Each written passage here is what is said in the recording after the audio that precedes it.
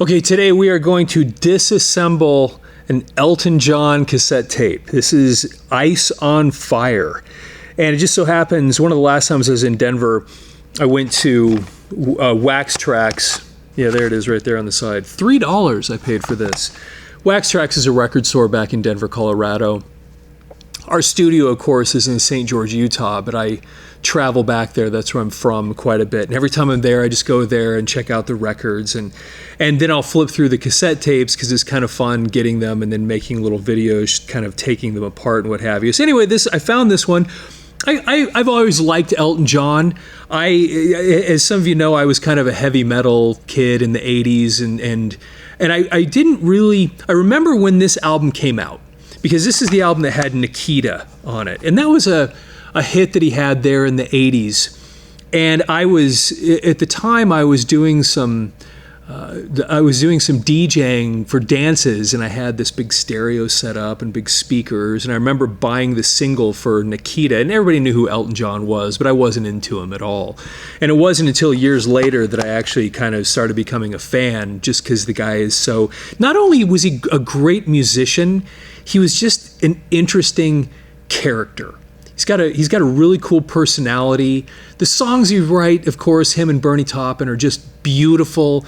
Of course, and it was funny. Many years ago, a guy showed up at my house, a friend of mine. He had this big stack of records. Now, I'm a record collector, and I've got thousands of them out in the front of the studio. And it was funny. One night, this guy shows up at my house. This is back in Denver. This is a long time ago. And he was getting rid of all of his records. And he walks up and he's got this stack. And it was the entire Elton John collection, like everything he'd ever put out. And so I went from like one single of Elton John, Nikita, to his entire record collection in an instant. And I still have it. And again, I started appreciating him more and more over time. And so anyway, I've always loved it. And it was funny, years ago, as I started, I was watching a recording of T-Rex playing Get It On. And I didn't know this. This was a long time ago. And I was just watching that because I always liked that song. And they were playing it live on Top of the Pops or something. And then all of a sudden, I'm seeing the guy playing the keyboards. I'm like, wait a minute, that's Elton John. So Elton John actually played with them for I don't think he actually played on the recording, but he played in this live setting. You can go find it on YouTube, Elton John playing with T-Rex on Top of the Pops. Anyway, kind of interesting stuff. So let's do this. This tape was actually kind of interesting. Not only did it have Nikita, but it also had another song. The only other song that I think they tried to make a hit was a song called, what was it called? Wrap Her Up. And what's interesting about that song, Wrap Her Up, is that George Michael actually sang on that song. I think he even appeared in the music video with that as well. And another thing, interestingly, I think it's the song Too Young. It's so hard to read. I don't know if you can read that it's so small, but you'll see that on this song, is that the right one? Wrap Her Up, there it is. I'm looking at the wrong place. You'll see that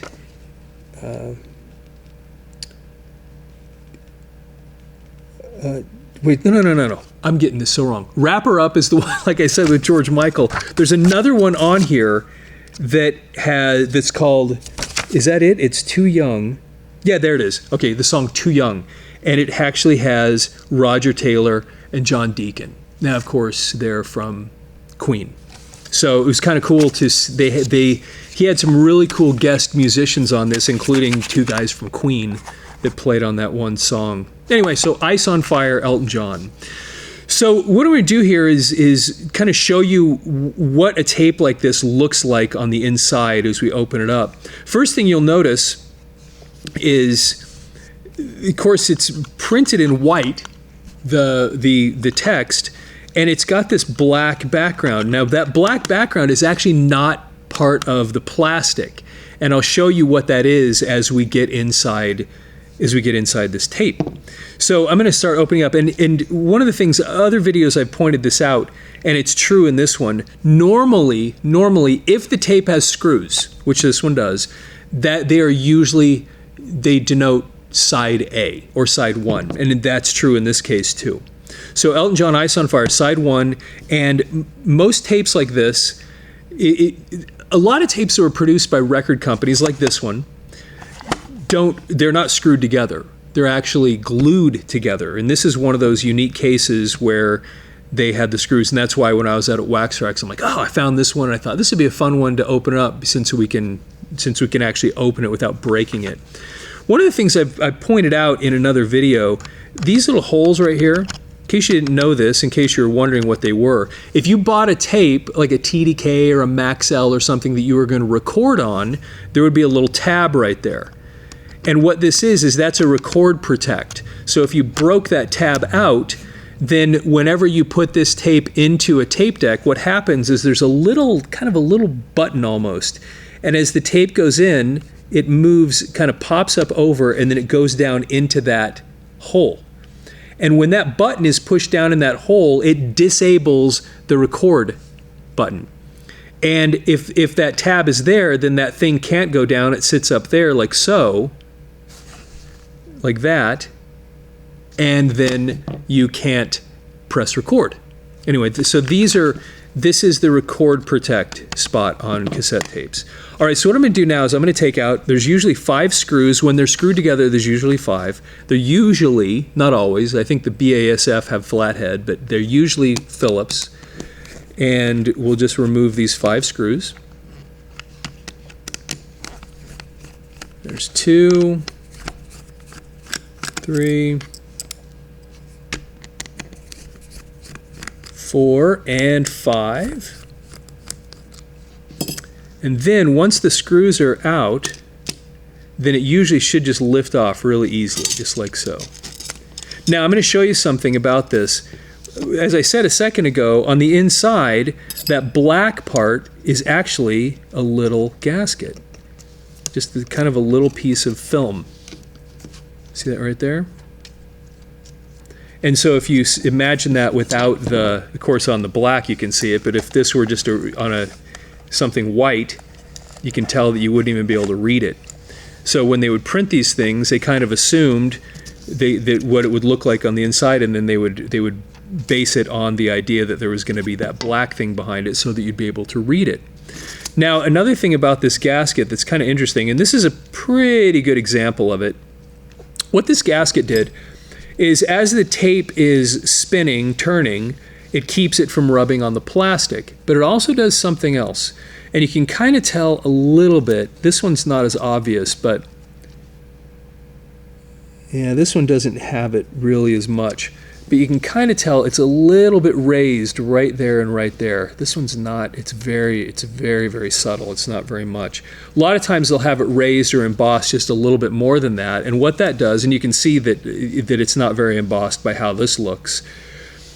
Because it would be embossed and it would be raised just a little bit on both sides, because you can see that there's one right there too. What that would do is it just gives that extra little bit of pressure. It didn't add any friction really, but it would put a little bit of pressure on both sides of the tape so that as it wound, it would wind on really smoothly. And you can see right here how kind of rough that is. And that's because the embossing is really not very high and it's not pressing it in, but that's what that would normally do, is help it spool on really smoothly. Now, normally when I open these things up, oh, this is a great one. I'm so glad I did this. Normally when I open these things up, I will rewind it to the beginning or the end, because the leader tape is a lot easier to work with than the oxide tape, but in this case I didn't.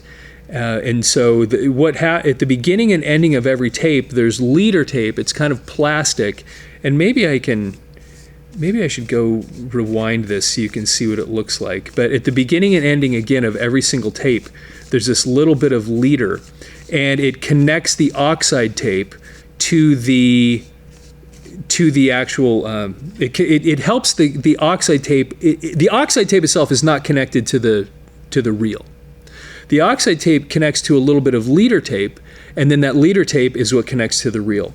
And you know what I'm going to do? I am going to put this together. I'm going to go rewind it, and then I'm going to bring it back here and put it in the same spot so you can see what I'm talking about. All right, this is what a tape looks like when it's at the beginning, and I'll show you the leader tape. So when I take this reel out, you'll see that there's just this clear tape, and it's called leader tape. And what that does is it's the thing that actually connects to the reel. And these reels, this was one of the best kind of reels. There were a few different ways that they would connect the tape to the reel. These kind that had this little white post right there, this was the best kind because it lasted the longest. There were some where they'd have these bigger things that would kind of sit in this spot, and they would kind of be in there under a little bit of pressure. But what we found is that over time, a lot of those, as the plastic breaks down, whatever the polymer, the specific polymer in the tape, that little bit of pressure, it will actually break. And then the tape comes undone. And we have a whole bag full of these things to replace them because we get people sending tape. Because that's what we do. Actually, by the way, in case you didn't know, that's what we do in our studio. It's called Audio Mover, and we take people's old audio and videotapes and turn them into digital. We don't do this kind because this is copyrighted, but we get things sent in from families and churches and government agencies by the thousand, and we just convert them to digital for people.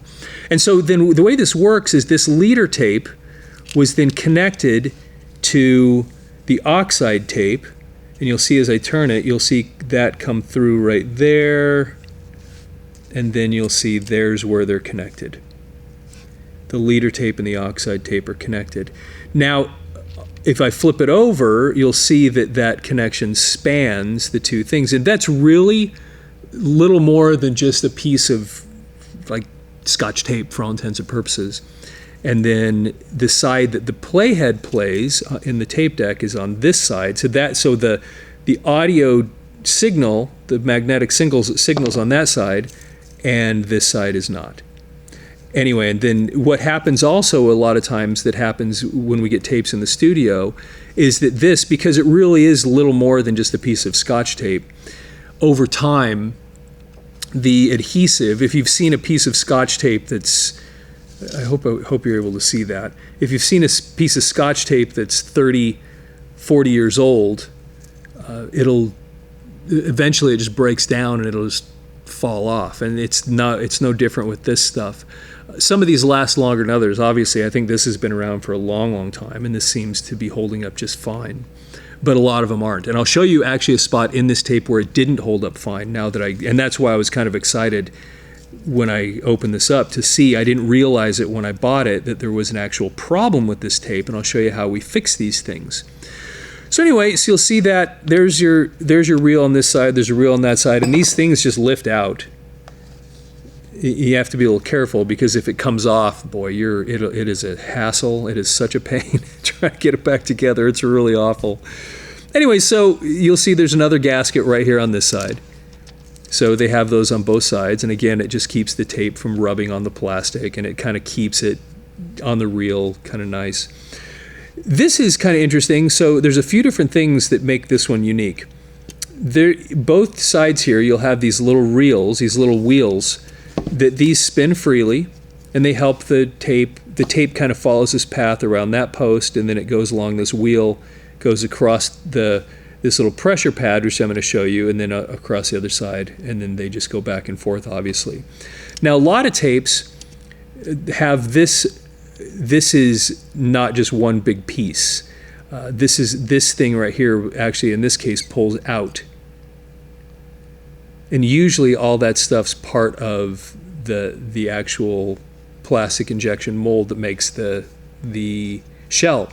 Now, what's interesting here is that this little pressure pad has actually come off.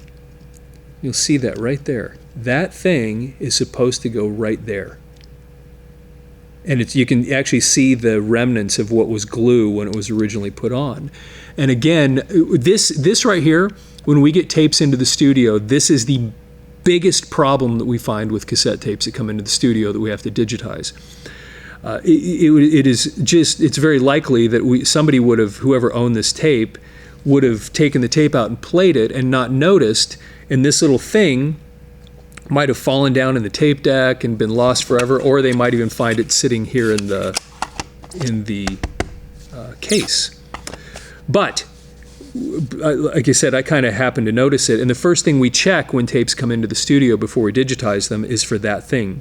Because without it, if that's not in place, your tape will not sound good. And I'm going to show you why.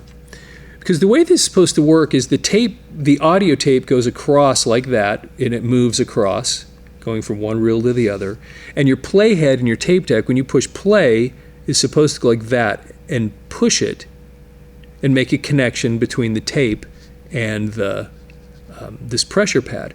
Now right there, because that's just a little piece of copper with some adhesive stuck on it, you're not gonna, it's possible that might not even touch it all the way because the head might not go up that high.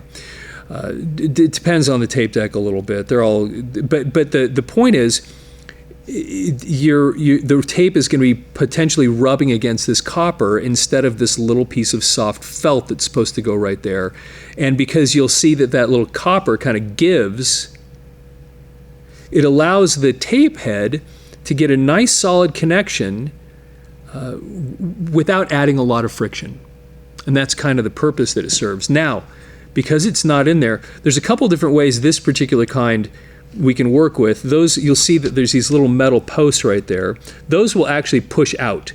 And then you can take this whole little thing and lift it out and put a new one in. We have a bag full of these, and you'll see how it comes out that side, and because it just kind of floats in there. But that's a hassle, taking those little posts out. Done it before. It's a pain. So I have a little, this is our, and it's really simple. And you normally wouldn't have to take it apart just to do this. But what we'll do usually is we'll just take a tiny little bit of glue, and I mean, I'm just using that. And we'll just put a tiny little dab of glue right there on that spot right there. It doesn't take much. And then we'll take this little pad and we'll just set it right there on like so. Now you need to let it sit for a while, and I'm not gonna make you sit through that. We're gonna just kind of put this back together.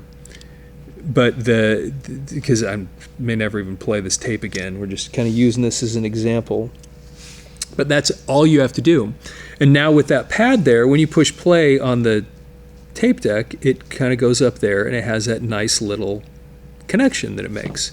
So let's put these reels back on. You can kind of see as we put this back together. Boy, Elton John, I was just thinking the other place that I remember seeing him was in Pinball, when he did the song Pinball Wizard in Tommy, the movie. It was so cool. Anyway, I always loved Elton John. I think he's really cool. Tommy the Who.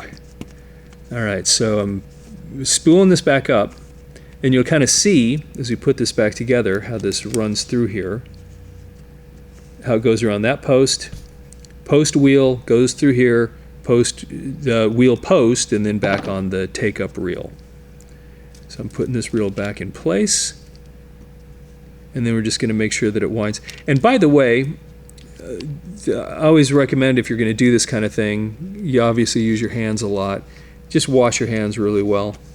Get all the whatever oils and things you might have on them off as much as you can. And then, boy, this is... And then you got to get it on the inside of these. Oh, I did it. I got it. I couldn't see it very clearly. And that's it. So now we've got both spool or reels back in place. We've got that little bit of glue on the pressure pad so that it's going to stay there. And then we're going to put this back on. Sets down just like that, real easily. Now we're going to put the screws back in. And then what we would normally do is just wait, an hour or so until and again, we're not going to digitize this. Like I said, we don't do copyrighted tapes. But this gives you an example of the kind of thing that we do on a fairly regular basis, with just tapes that come in here. And some tapes are worse than others. Like I said, it just depended.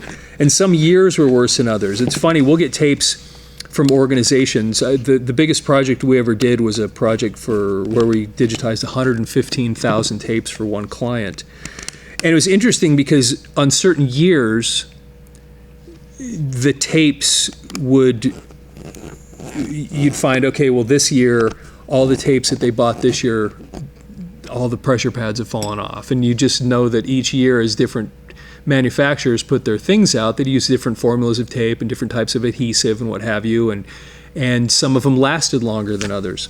So now, and you wouldn't have needed, and I'm going to show you real quick, you wouldn't have needed to open it up like this. You can just take the leader tape like that, and then just put the little bit of glue in there, and then just set it on. And then we will often do that, and then just set it like that, and let it sit for an hour or so, and then we can get it, send it back in, and then now this will play. And if you have tapes, because a lot of people that watch these videos, I know, actually still have these things. And if you have some, it's worth checking that to make sure that that's on there, because if it's not, it just won't sound right. And you'll lose some of the sound, especially because what happens also is these tapes over time, because you're dealing with plastic for all intents and purposes, with the ferric oxide or iron oxide that's on that holds the magnetic signal. It just warps, gets old over time, and the older it gets, it helps to have that pad in place, because as the tape just warps ever so slightly, when that playhead has to go up and push on it, if that pad's not there, it's not getting a really solid connection to the playhead.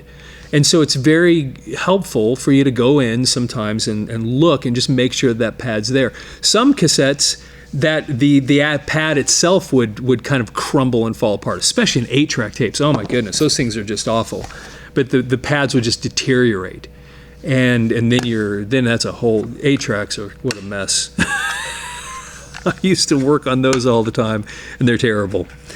Anyway, those are a nightmare. Anyway, that's Elton John, Ice on Fire, taking the tape apart. That's what it looks like on the inside. And thanks for taking the time to watch this. Of course, like the video, follow the channel, please, and leave any comments. If you were an Elton John fan, if you've ever dealt with cassette tapes, if you still listen to them, I'd love to hear your stories and hear if you have any other questions about the kind of stuff or other videos you'd like to see us make. We'd love to hear about that. Anyway, with that, have a fantastic day.